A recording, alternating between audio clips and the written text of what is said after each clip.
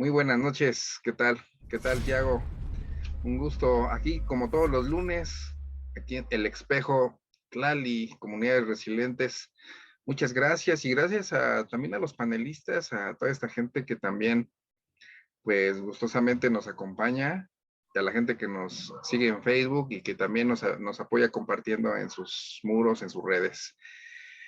Muy buenas noches ya, aquí en la Ciudad de México, es como medio tarde, un poco lluviosa, pero pues ya por la hora pues ya es noche. Muchísimas gracias y pues concluimos el mes del nahualismo, mi estimado Tiago, y dentro de esta programación, este lunes, pues nos toca aquí en Comunidades Resilientes, pues un súper tema, ¿no? Un súper tema. Pues no sé si nos pudieras hablar así a manera de introducción, antes de también escuchar a los demás compañeros, eh, de qué vamos a hablar hoy en un día eh, Matlactli, Guancé, Matroctihuance Acatl, ¿no? o Once Caña o Carrizo. Sí, lo que a nosotros nos remite el simbolismo de ACAD es ese bastón de mando, esa dirección, ese enfoque, ¿no?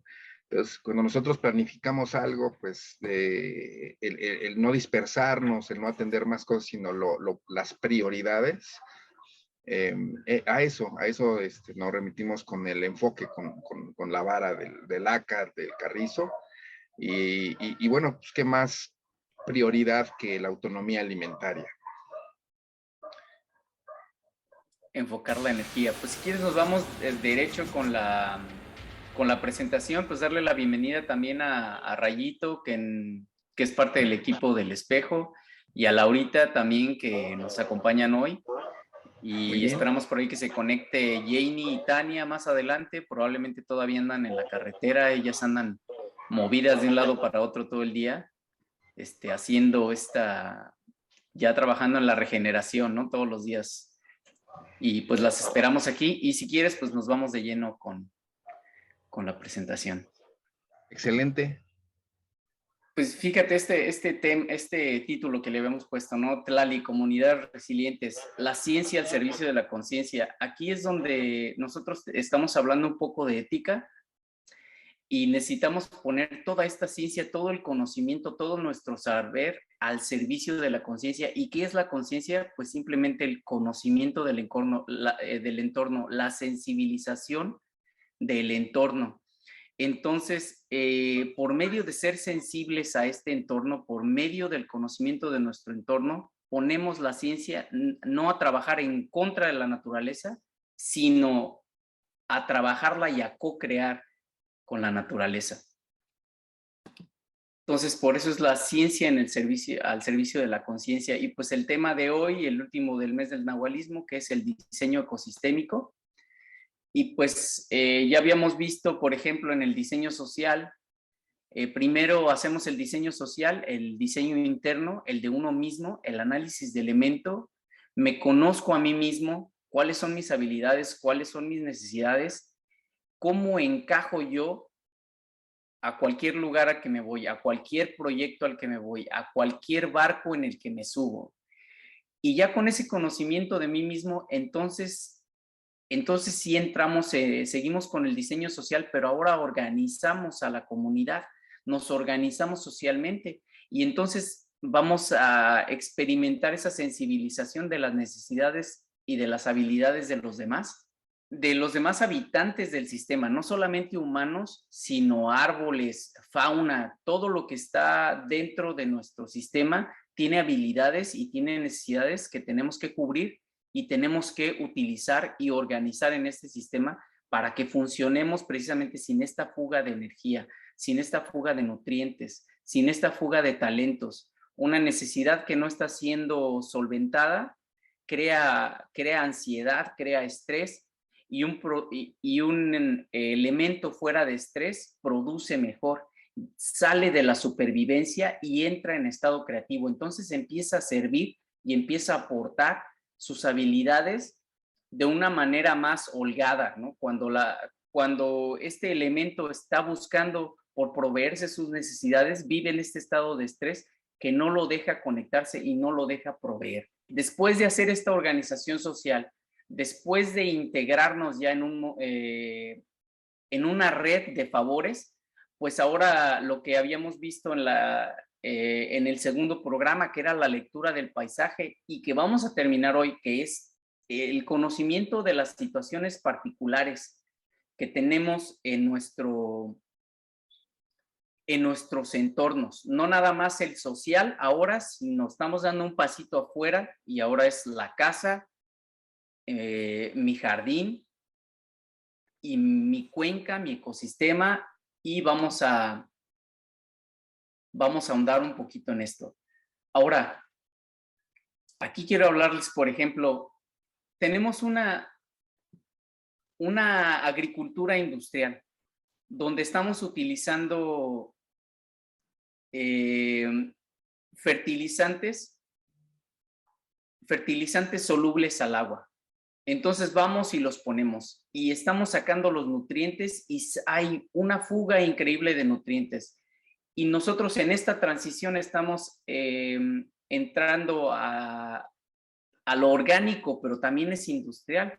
Es simplemente un cambio de insumos, pero ya empezamos a generar un beneficio porque estos insumos ya no están haciendo, ya no están afectando el ecosistema, sino están siendo de manera hasta benéfica para el ecosistema, pero hay un gran problema, que seguimos con la fuga de nutrientes, seguimos sacando ese acolchado, seguimos sacando esa fotosíntesis, esa biomasa que estamos generando con las plantas, la seguimos sacando del sistema y seguimos con esa fuga de nutrientes. Entonces todavía nos falta dar el paso que son los sistemas integrales, los sistemas holísticos o los sistemas permaculturales, ¿no? ¿Qué es el diseño con permacultura?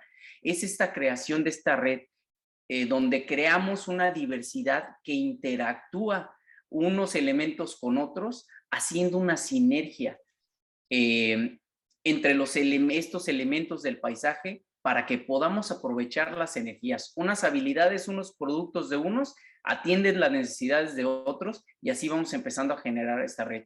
Entonces es a través de la observación de los patrones del entorno que empezamos a diseñar estos sistemas integrales, holísticos, ¿no? Y empezamos a integrar todos estos elementos de esta manera, mirando precisamente a lo que empezamos a hacer con el diseño social, que es un análisis de habilidades y necesidades.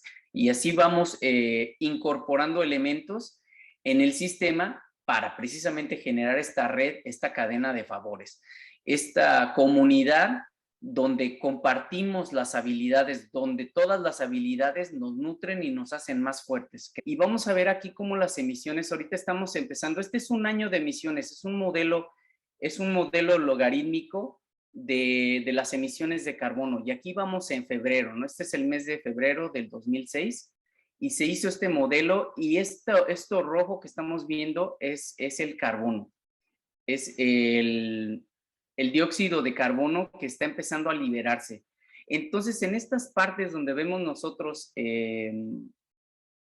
esta fuga de carbono en la atmósfera, es porque no tenemos la fotosíntesis, es porque no tenemos esta creación de biomasa, porque nuestro cielo, miren para abril cómo se pone totalmente roja esta, se ve preocupante, pero estamos viendo aquí que durante de este año, conforme va pasando el año, aquí ya vamos en mayo, estamos liberando todo este carbono porque nuestro suelo está descubierto. En el sistema temperado dejamos el suelo totalmente descubierto, está invierno, los árboles están pelones, toda la materia orgánica está en el suelo, pero miren, empezando julio, empieza a corregirse y empieza a desvanecerse todo este dióxido de carbono, pero empiezan los incendios también en el hemisferio sur. Y todo esto morado es el monóxido de carbono que están soltando esos incendios, pero nosotros podemos tener un control manteniendo miren, está totalmente controlado las emisiones de dióxido de carbono durante la época donde hay más fotosíntesis, que es primavera y verano. Entonces, toda la tierra está cubierta por plantas y esto es a lo que necesitamos abogar con el diseño regenerativo, a mantener el suelo siempre cubierto. ¿Y qué es lo que vamos a hacer primero? Aquí todavía estamos ya por septiembre y empezamos a ver muchas emisiones de monóxido de carbono, que son estos incendios forestales, y ya empezamos a ver cómo se empieza entrando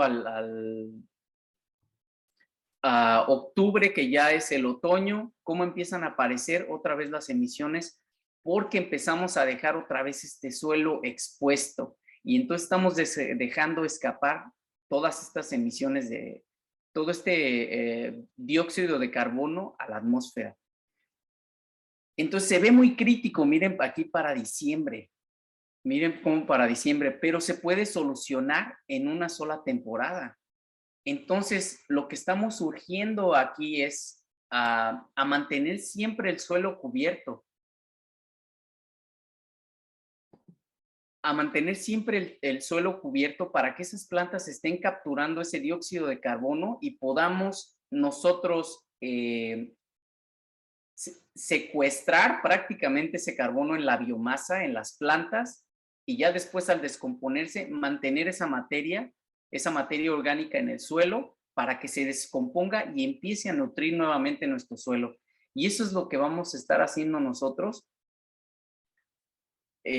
con el diseño ecosistémico. Y eso es de lo que se encarga la permacultura, de no tener estos nutrientes, de mantener el suelo siempre cubierto. Entonces, hay bastantes herramientas de las que nos podemos echar mano, ahora que aquí cuenta el conocimiento y la investigación de cada uno, para que podamos empezar a apilar más herramientas y entre más conocimiento tengamos, dice Bill Mollison, el creador de la permacultura junto con David Wolgren, el límite de nuestro diseño son nuestra creatividad y nuestro conocimiento. Entonces, entre más herramientas tengamos, entre más conocimiento tengamos de nuestro entorno, más herramientas para hacer este diseño, vamos a expandir nuestros límites de ese diseño. Entonces, vamos a buscar más herramientas. Nosotros conocemos, por ejemplo, esta de la escala de la permanencia, que es el diseño Keyline, donde se empieza a ver desde lo que se puede influir más hasta lo que menos se puede influir, ¿no? Y empezamos a diseñar con el clima.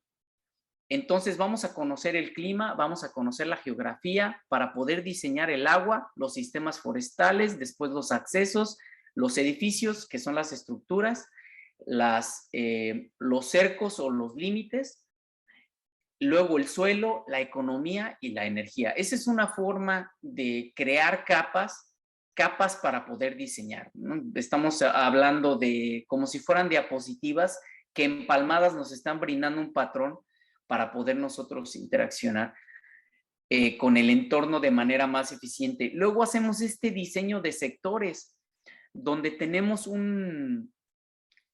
es otra herramienta donde estamos viendo todas las energías que están pasando por nuestra parcela y las estamos capturando, estamos interaccionando, estamos sembrando franjas forestales que nos permitan hacer esa captura, estamos diseñando el agua, cómo va cruzando por esa parcela y le estamos dando un sentido en los patrones, estamos recogiendo todo ese suelo, que no se vaya de allí, estamos creando fertilidad y estamos promoviendo o homogenizando la humedad, que es lo más importante, donde hay agua hay vida. Entonces, lo primero que diseñamos es el agua.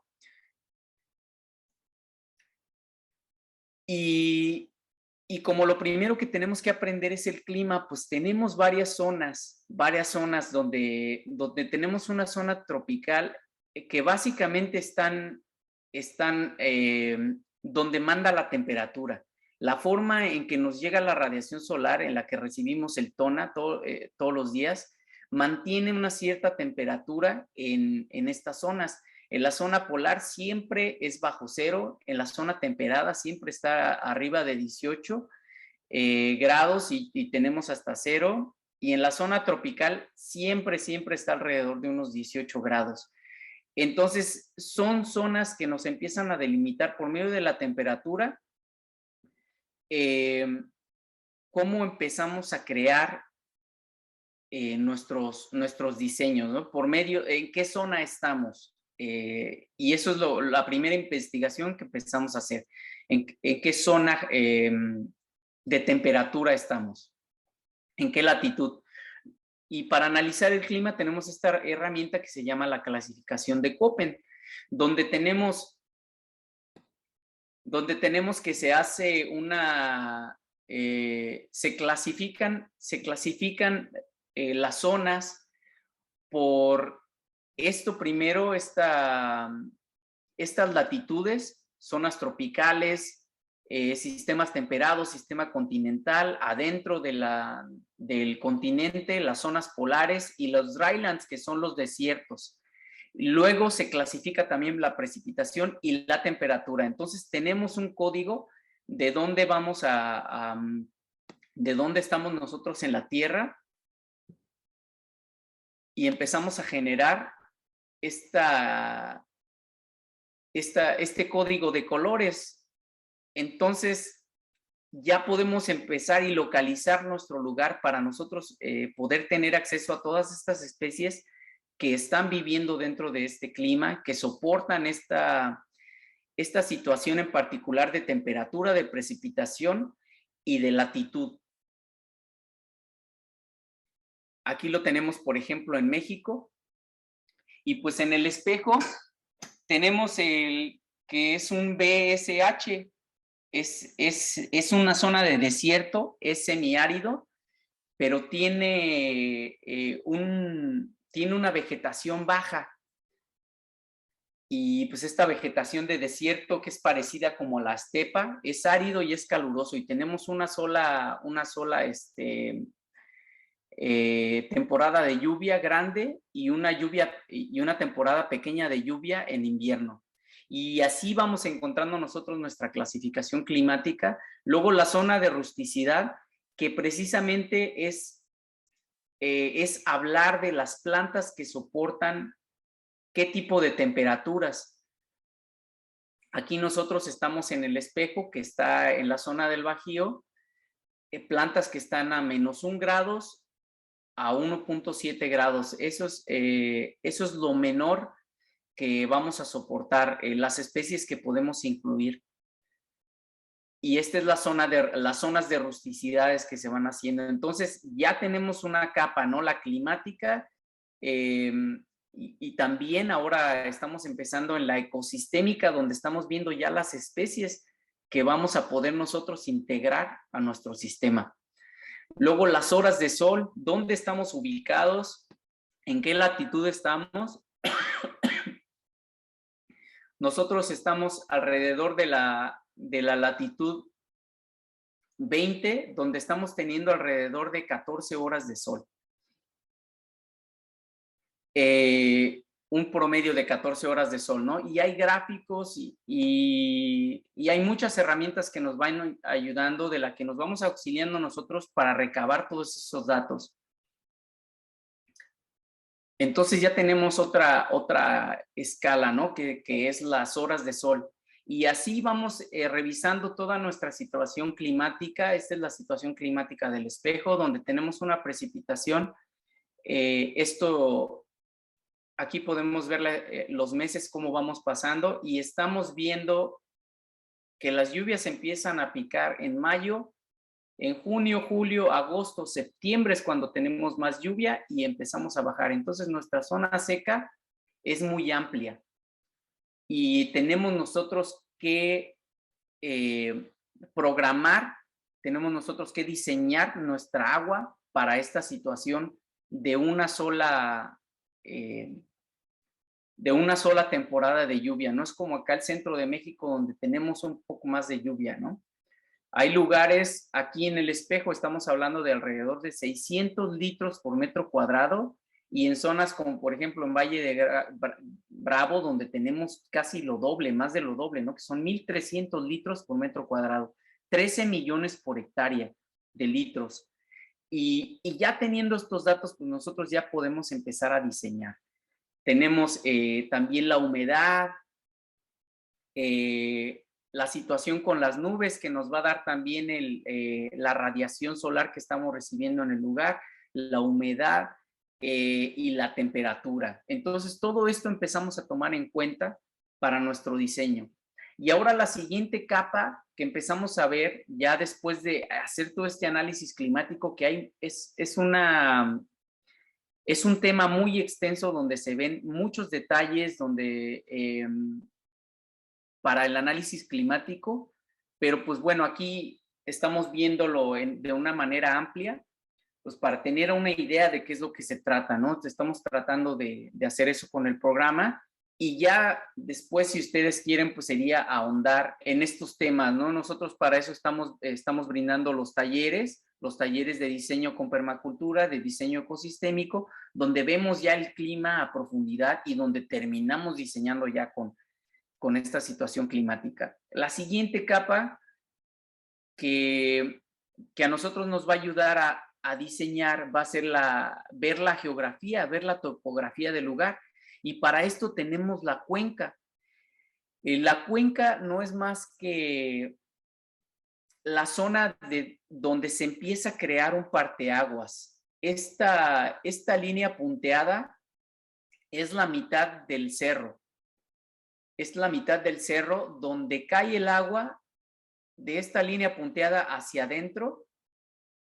Eso nos empieza a hacer una cuenca, y de este lado de la línea punteada se empieza a hacer otra cuenca para otro lado. Entonces lo que encierra esta cuenca es una comunidad geográfica, es una comunidad topográfica, es una comunidad ecosistémica. Entonces todo lo que pasa dentro de esta cuenca les afecta a todos los habitantes. Al que está abajo le afecta todo lo que está haciendo el de arriba. Entonces, por eso debe haber un diseño lógico a esta situación en la cuenca, a este lugar en específico de la cuenca en el que te encuentras. A raíz de este diseño, pues ya empezamos a tomar los datos del agua, por ejemplo, aquí, del diseño climático, y empezamos a diseñar el agua. Vamos a repartir esa humedad, vamos a crear zonas de cosecha, vamos a crear áreas de captación, de riego de temporal, vamos a distribuir toda estamos hablando de 6 millones de litros, en El Espejo 6 millones de litros por hectárea. Entonces, ¿dónde vamos a meter esa agua? Entonces hay que guardarla para todo el año. Entonces sí tenemos agua, pero tenemos que distribuirla, tenemos que hacerla que se quede en nuestro paisaje más tiempo, para que pueda ayudarnos nosotros a alimentarnos todo el año. Y entonces, de ese flujo de agua, nosotros lo que hacemos es pacificarlo, y en lugar de que salga el agua en media hora, en 20 minutos de nuestro ecosistema, de nuestra parcela, que salga en 3 años. Eso es lo que logramos nosotros con el diseño hidrológico, expandiendo y redistribuyendo esa humedad, ¿no? Se empieza a hacer con estas curvas de nivel, que son el mismo punto a la altura del nivel del mar, y se empieza esto a medir. Tenemos muchas herramientas para poder hacer esta medición, y hacemos todo este diseño hidrológico basado en estas curvas de nivel, para poder precisamente humidificar todo el paisaje y crear una situación de abundancia. Y este es un proyecto en Durango, donde tenemos haciendo una lectura de paisaje aquí satelital, pues podemos ver cómo está ya sumamente deteriorado toda esta parte. Y aquí en estos que son las vertientes, que es donde pasaría un riachuelo, está muy verde porque es donde se concentra la mayor parte de la humedad. Y estas zonas que son las laderas, es donde primero cae el agua y se empieza a repartir y empieza a correr a hacer riachuelos. Y en estas zonas de las vertientes, que llamamos vertientes, que es como los ríos, por donde va desembocando el agua, por donde va corriendo, por donde se junta el agua del cerro para correr, es donde empieza a haber más humedad. Entonces nosotros hacemos con esta lectura, empezamos a sacar primero las curvas de nivel. Esta curva más grande, más espesa, más gruesa, marca una, se le llaman las curvas madre, donde es una curva de referencia. Y a partir de estas curvas, de esta lectura ya topográfica, se empieza a generar un modelo de agua. Ya se empieza a redistribuir esa humedad por el paisaje. Estas líneas azules son las que nosotros estamos haciendo como sugerencia, donde puede haber reservorios de agua y cómo podemos distribuir esa humedad de estas partes secas, de estas partes donde hay más humedad a estas partes donde está más seco.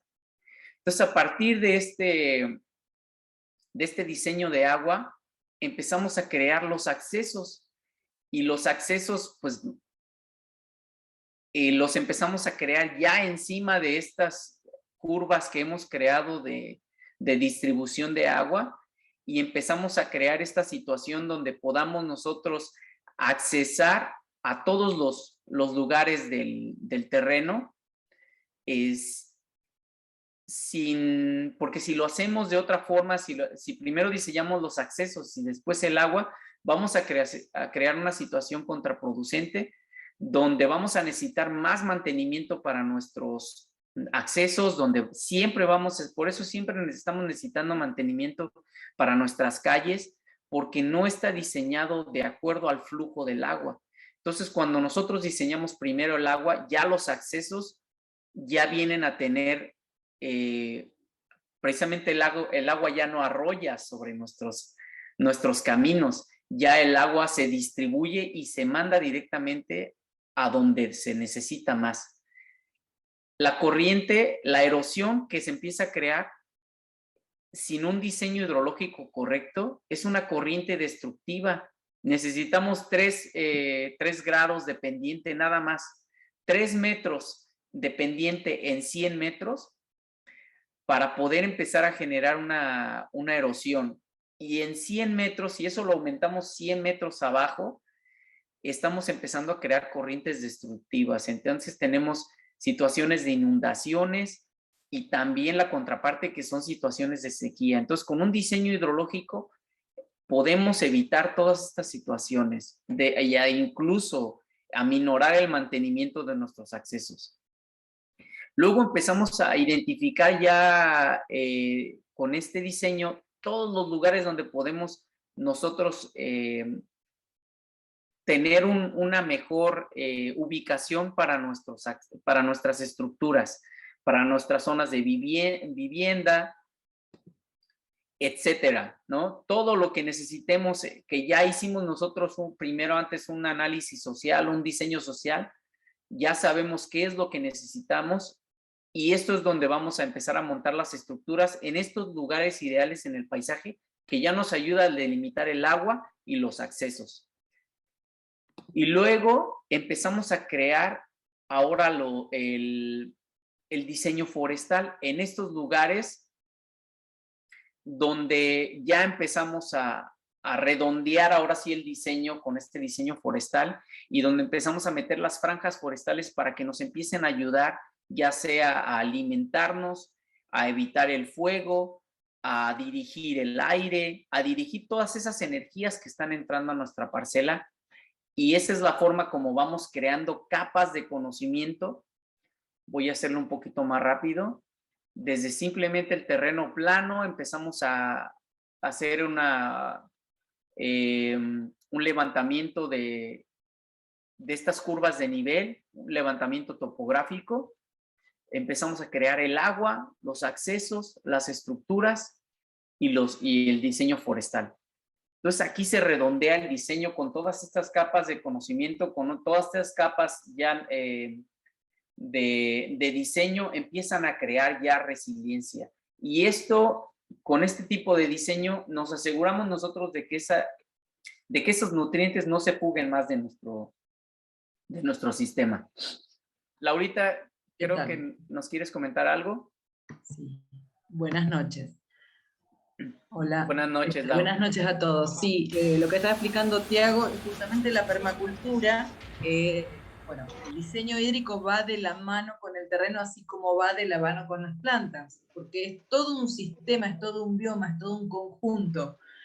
Uno puede hacer todo el diseño hídrico, pero si no coloca bien las plantas correspondientes, por ejemplo, Tiago cuando explicaba en el diseño, las plantas que resisten el sistema, en general esas plantas son las plantas, cuando me refiero a plantas me refiero a árboles, a arbustos, a todo, a la plantita más chiquita, al pastito más chiquito, eso tiene que ver con la tierra.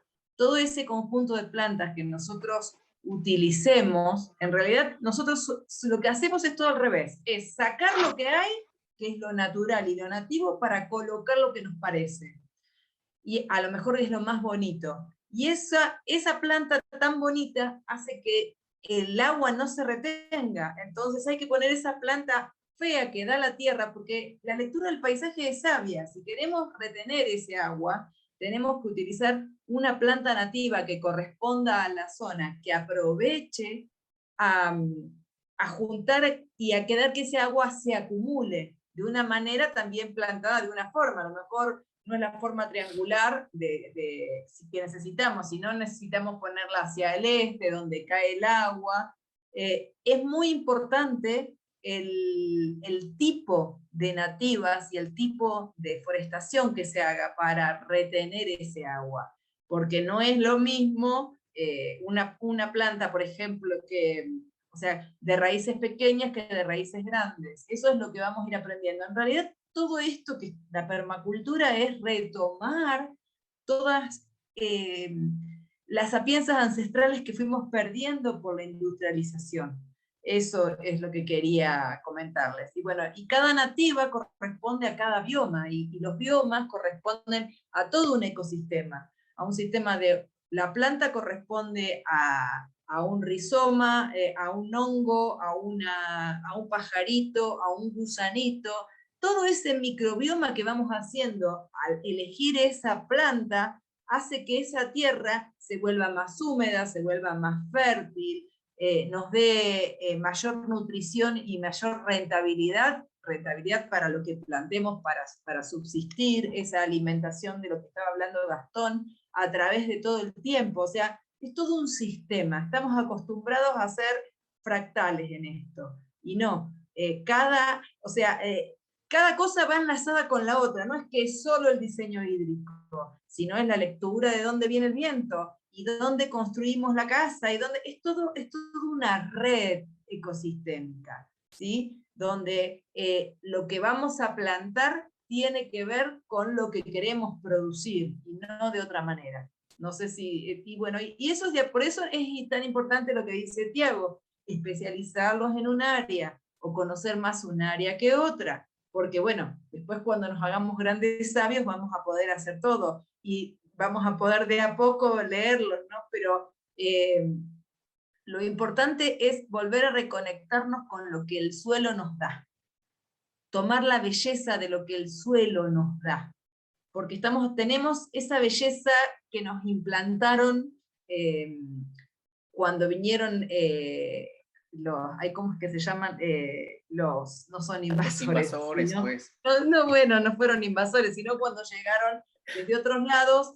Todo lo que hacemos que decir, ay, traemos esta plantita, qué bonito, me llevo esta planta de Italia, como el plátano, por ejemplo, a México, o el álamo. Y entonces los plantamos tan bonitos esos árboles, tan bonitos que son el álamo en la ciudad, y que no corresponden a este bioma, y que hace que todo ese sistema hídrico se desmorone, porque ese álamo tan bonito se chupa todo el agua, crecen, expanden, rompen la tierra. Entonces, como la tilapia, ¿no? como la Claro, tilapia claro, que o se sea, introdujo a Xochimilco, que estaba acabando con el ajolote y ahorita el ajolote está en peligro de extinción.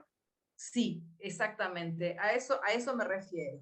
Entonces, o sea, todo lo que nosotros plantamos también tiene que ver con una idea de belleza impuesta por un sistema, impuesta eh, por Por un ejemplo, en Nueva York. desconocimiento, ¿no? Por un Claro, desconocimiento, porque en cuanto conocemos que tenemos plantas nativas que cumplen las necesidades y que cumplen las funciones que necesitamos, pues no hay planta más eficiente que la que produce bien en este sistema, ¿no? Entonces, exacto. cuando Bueno, ahora empezamos a hacer esa no les lectura, robo más tiempo, solamente les quería contar y chusmear un poquito de lo que pasa y de la importancia de la planta, de la importancia de tomar una belleza de lo que es nativo, de lo que es nuestro, de lo que da la tierra en ese lugar. Esa planta que nace ahí es la adecuada y está por algo. Entonces, retomar todo ese conocimiento ancestral para volver a tomarlo en el diseño de permacultura es ahorrar en todo tipo de recursos. Así que bueno, los dejo, no sé, tiene que continuar Rayito, ¿no?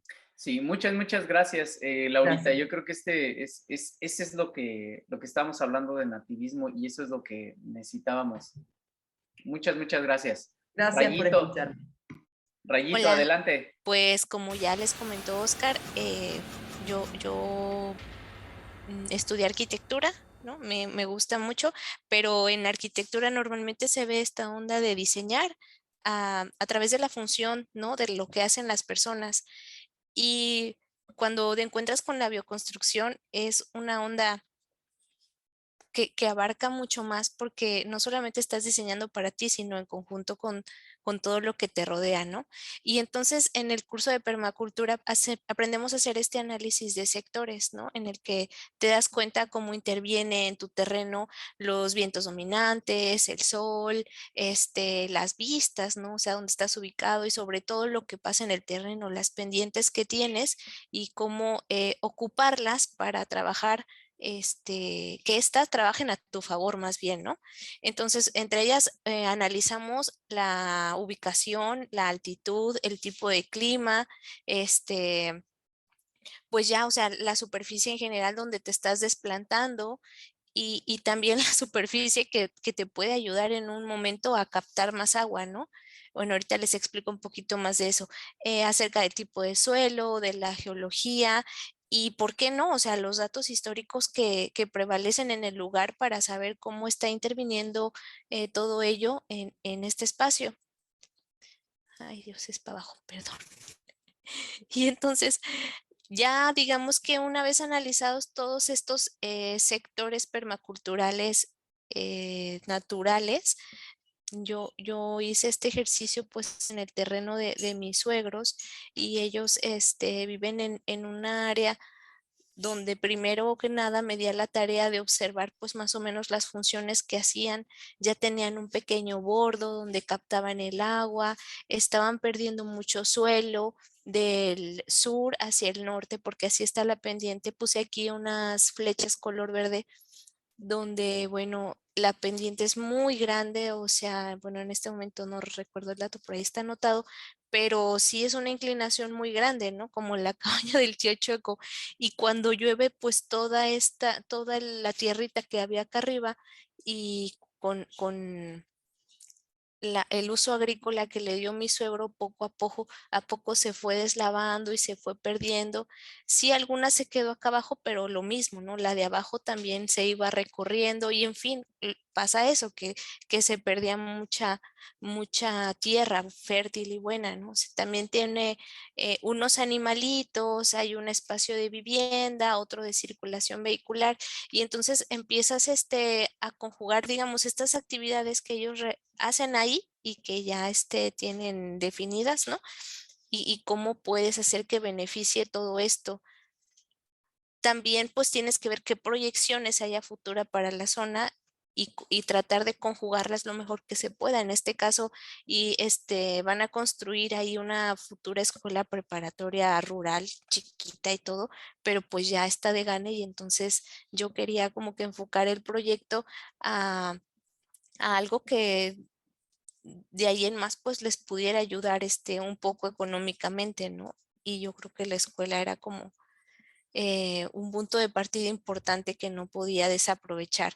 En fin, haces más o menos el diseño en base a una zonificación que son 5 áreas principales y entonces en la primera tienes el área pues de vivienda, ¿no? Bueno, el área cero que es tú, ¿no? Tú mismo esa es la primera y posteriormente la de vivienda. Luego tenemos un área de huerto que estuviera lo más aledaña posible a la vivienda, pues para que estuvieran las cosas más a la mano y más fáciles.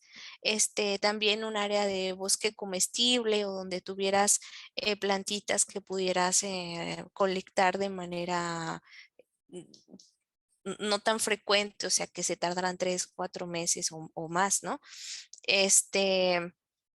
Luego otra donde ya a lo mejor unos arbolitos se venían secando y te podían ayudar a colectar un poquito de madera pues para diferentes proyectos, o sea, no necesariamente tiene que ser para quemar, ¿no? Puedes hacer un montón de cosas con esa madera.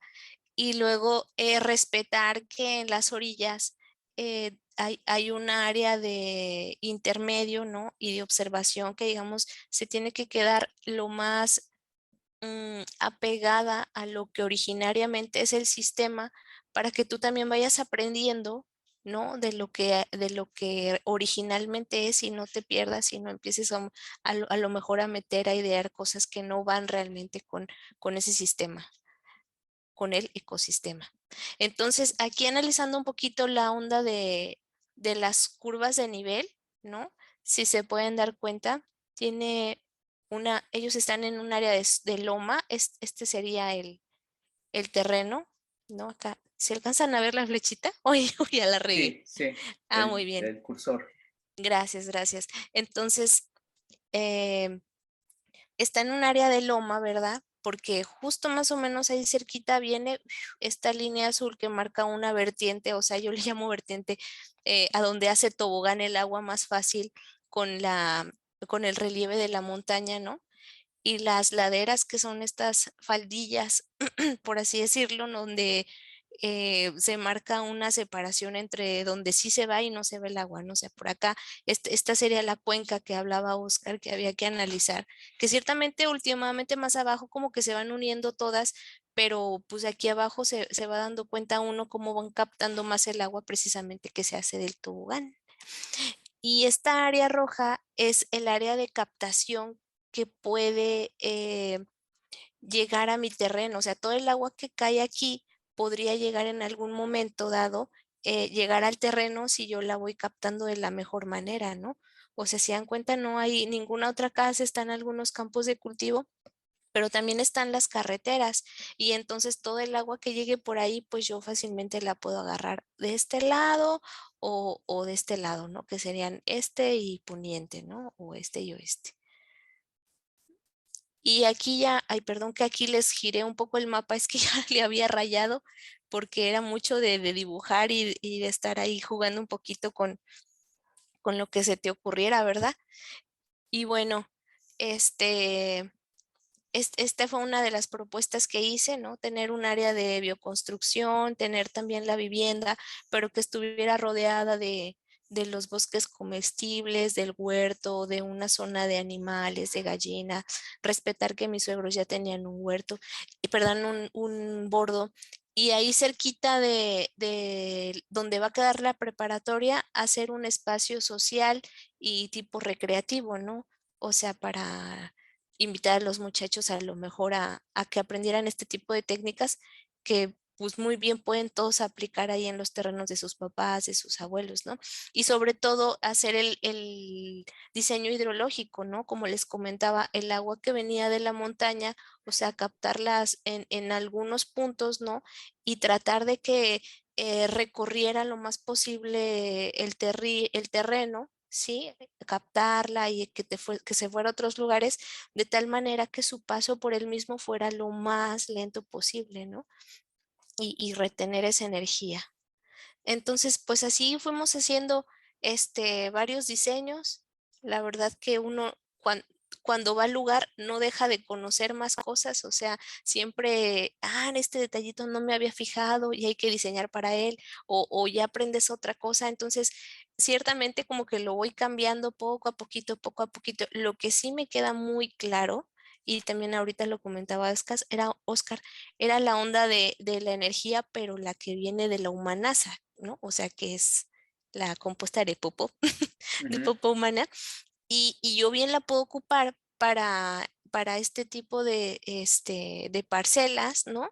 Y que ayuden no solamente las popós de los animales, Jenny lo decía la vez pasada, la humanaza contiene mucho más nutrientes y bien con ella puedo empezar a recuperar todas estas áreas que yo pretendo ser boscosas, ¿no? En algún futuro o ayudar a la siembra. Entonces, digamos, como que es la energía que de cajón, o sea, bueno, además del viento, además del sol, además de todo, con la que más puedo, digamos, retribuir así de inicio para que todo esto se dé, porque, o sea, ya hay gente viviendo ahí y bien se puede hacer esa composta, ¿no?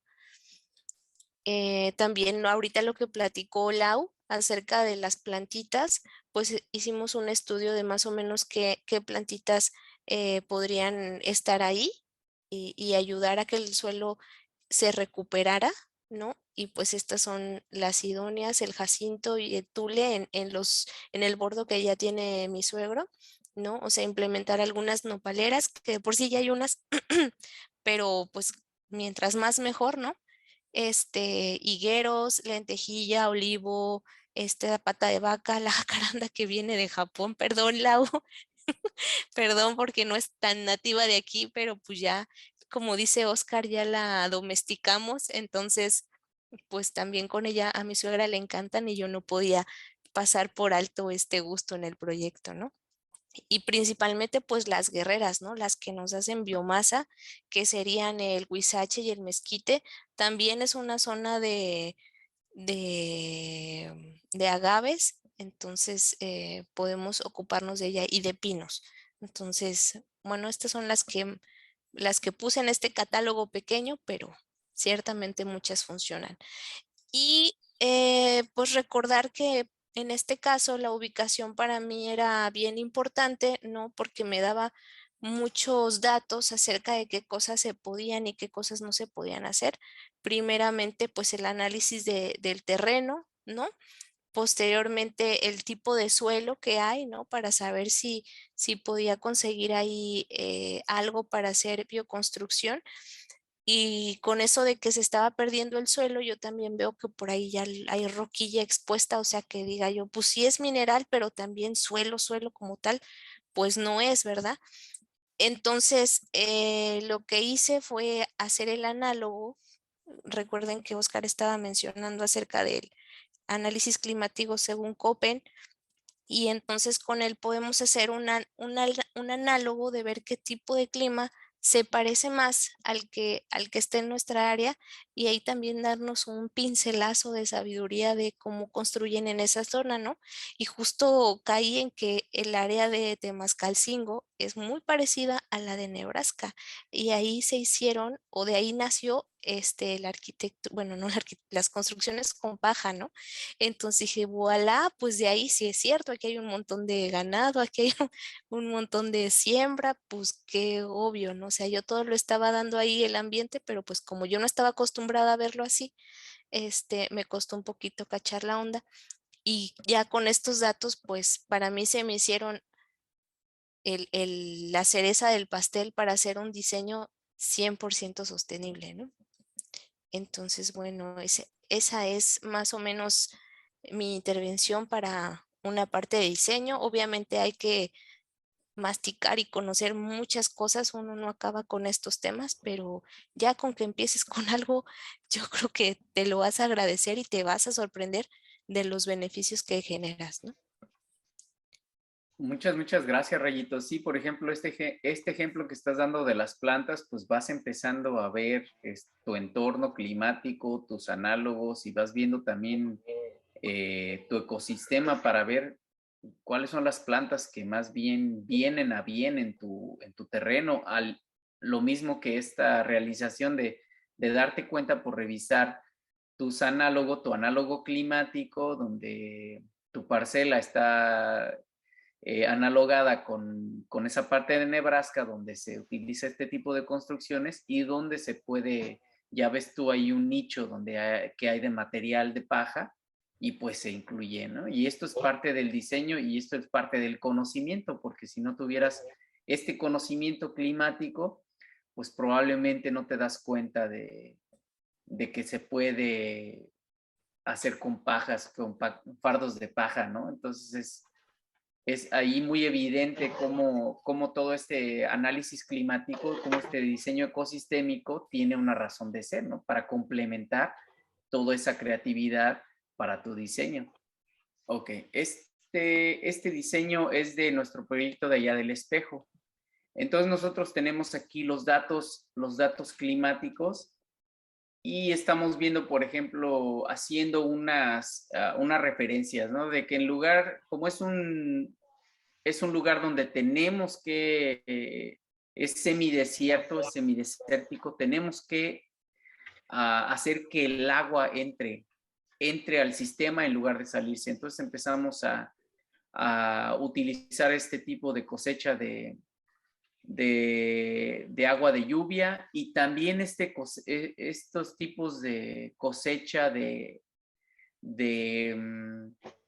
muchos le llaman Huarca. cosecha de nubes. Sí, la huarca se llama. Que Sí, así la conozco, perdón, como huarca. Ajá, y que son recolectores de rocío, es como una malla que está recolectando el agua ambiente, donde la temperatura en la mañana empieza a bajar, entonces empieza a crear una condensación en la malla, y en zonas desérticas, pues una precipitación que no se cuenta como precipitación es precisamente el rocío. Entonces ahí tenemos un recurso extra de agua y se pueden utilizar este tipo de tecnologías que están hechas para este clima. Así es como nosotros recibimos el espejo. El terreno del arbolito se llamaba y pues bueno, tenía 0 arbolito porque cortaron el último arbolito que había y era un mezquite grandote, gigantesco de 8 metros de altura y pues bueno, una lástima, pero es una tierra totalmente de cultivo.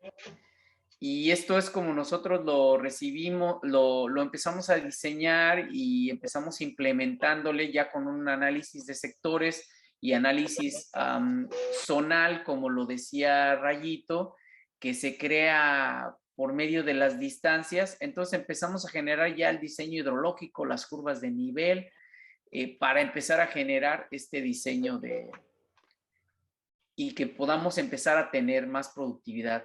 Esta es una vista de una casa que quisiéramos nosotros hacer. Estamos tomando esta por medio del análogo climático. Hay unas casas en Estados Unidos y ahorita ya se está extendiendo a todo el mundo que se llaman los Earthships, que los comentamos el programa pasado, donde tenemos es una casa incrustada prácticamente en la tierra, donde estamos aprovechando esa masa térmica, donde el sol está calentando y promueve un libre flujo de aire con ciertas tecnologías de bioconstrucción. Este es el espejo. Algunos años, esta parte de arriba es el espejo, cuando la parte de abajo es la parte que no había diseño hidrológico. Y aquí ya vemos la diferencia de la captura del agua, ¿no? La humedad empieza a guardarse más tiempo en el terreno y allí es donde se empieza a ver ya el resultado del diseño hidrológico conforme se va haciendo. Entonces esto es sumamente visual. Esto la tierra lo está reparando ella solita, sigue con el acolchado. Aquí podemos ver todo esto que es los pastizales, pero ya secos. Y aquí estamos viendo todavía crecer la hierba, los pastizales, pero todavía siguen verde debido a esa humedad que se está mejorando con el diseño hidrológico. Y luego aquí empezamos precisamente a raíz de ese diseño social a generar metas específicas. Y pues empezamos a hacer estas franjas alrededor del terreno, donde empezamos a poner terrazas para recolección de suelo y además para plantarlo con vegetación nativa. todo esto está ahorita ya plantado con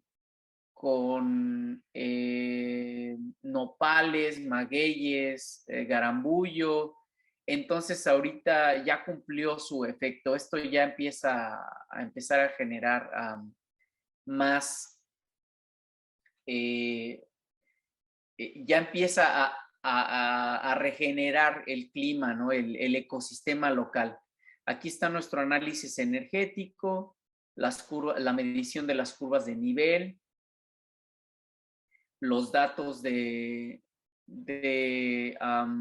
las estaciones climatológicas para precisamente tomar esos datos de precipitación, de ubicación, algunas estadísticas de la lluvia, el tipo de lluvia, cuánto llueve más, el análogo climático, a qué lugares se parece el espejo, dónde podemos tomar técnicas para inspirarnos en nuestro diseño, los ecosistemas principales donde podemos ver nuestra radiación solar también, ya lo habíamos comentado esta gráfica, que son las horas de sol, las características topográficas y de la cuenca, cómo corre el agua, de dónde nos está llegando el agua, de quién. Nosotros tuvimos que crear muchos biofiltros para poder tomar esa agua de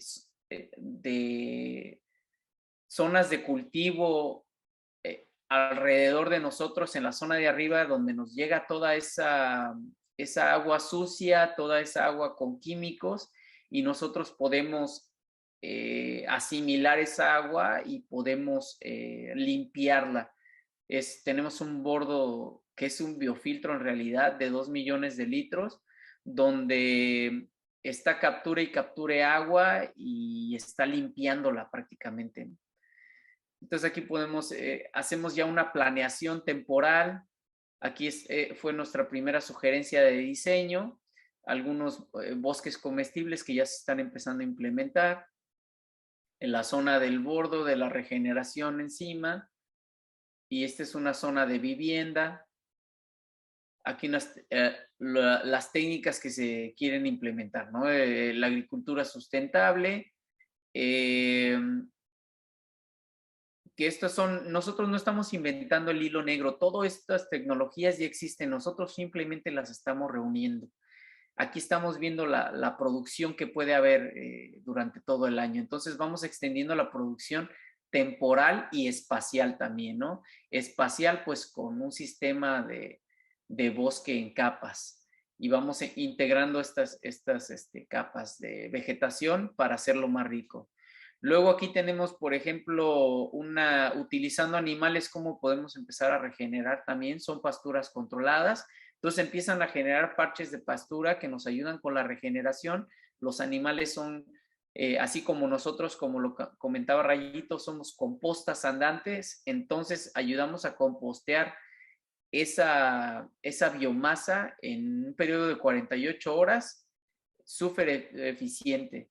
Es lo que hacemos que en el diseño hidrológico, las curvas de nivel, los reservorios, los bordos, empiezan a capturar esa agua y empiezan a infiltrarla y a levantar la capa freática, que es el agua del suelo, y empezamos a inclusive a tener nacientes de agua. Entonces empezamos a implementar también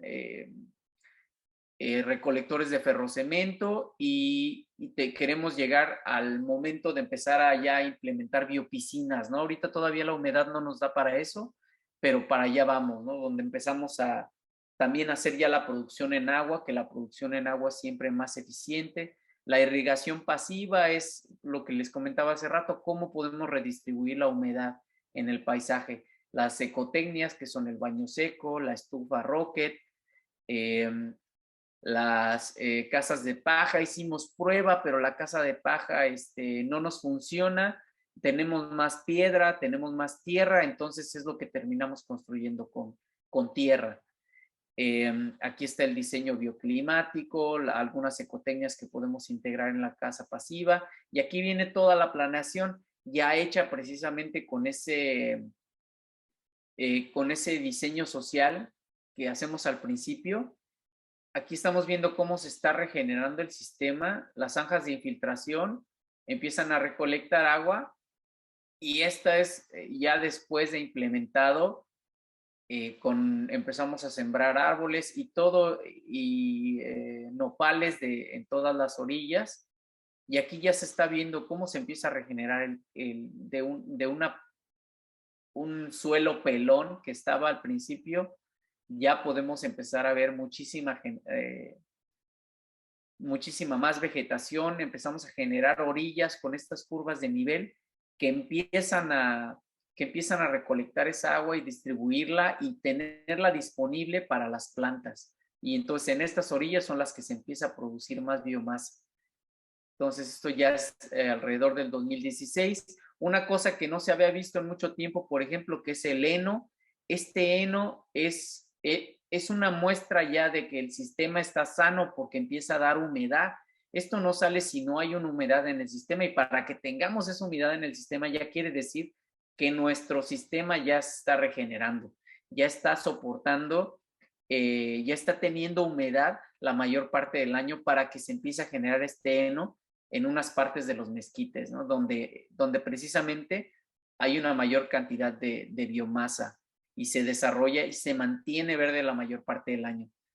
Este es más planeación de acuerdo con ese diseño.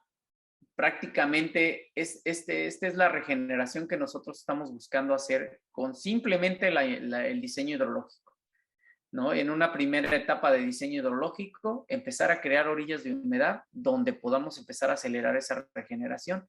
Y pues ahí está la muestra, ¿no? Donde ya vemos esa aceleración en la regeneración, ¿no? Por medio de simplemente redistribuir el agua. Y pues eso sería todo, hermano Gastón.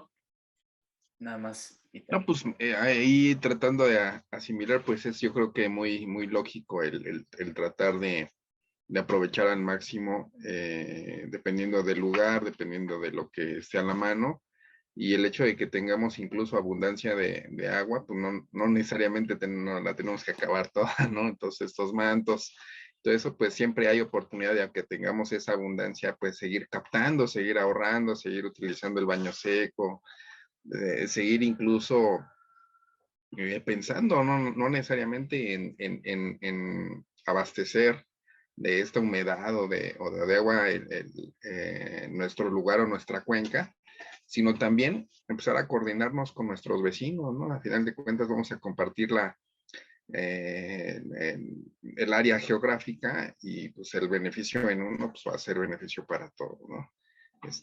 Muy, muy bien. No sé si pudieras tú nombrar una vez más el nombre de tu canal de YouTube, tus redes sociales, la forma en contactarte por si quieren alguna asesoría directamente contigo. Pues sí, directamente en el canal de Facebook, El Espejo Permacultura, y estamos también en Instagram, estamos como El Espejo Permacultura, y pues aquí estamos en los grupos de Toltecalmecac, la comunidad Toltecalmecac. Allí estamos también si quieren aventarnos sus preguntas por allí, o quieren alguna consultoría, algún servicio. Ahorita vamos a empezar el taller en mayo.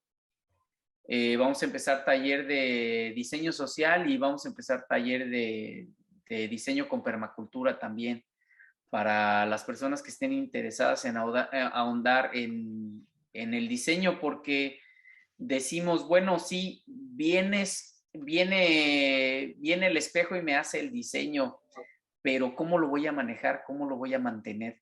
Entonces también es importante que empecemos nosotros a instruirnos de cómo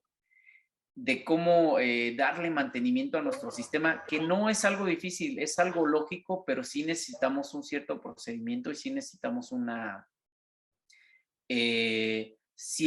ahora sí que es una cierta estructura, ¿no? Que seguir. Rayito, un comentario final. Voy a volver a meter mi cuchara en el tema, mil disculpas. Por favor. Pero sí, fíjate que yo no conocía el WC Eco, está bien bonito. O sea, primeramente, como arquitecta te lo digo, no necesitas un mueble sanitario, está bien bonito. Janie me invitó a conocerlo, fíjate, nos encontramos una salidita de amiguis, le dije, no conozco tu baño, traigo uno en el carro y que me lo enseña, te lo juro, está bien bonito. Y no es mayor ciencia, o sea, vas captando en una cubetita, separando tu orina y separando tu popó, ¿verdad? Porque si las juntas huele. Y entonces al momento de separarla, a la popó le vas poniendo viruta o acerrín, hojitas, y a tu pipí la vas captando en un pequeño almacén donde incorporas, perdón, un poquito de vinagre para que no huela feíto y se quede el nitrógeno ahí bien padre para que lo ocupes en tus plantitas después. Entonces, queda en cualquier espacio de tu casa. Es más, me contó una anécdota increíble. Me dice, yo inventé ese baño porque mi mamá necesitaba uno y ya estaba grande.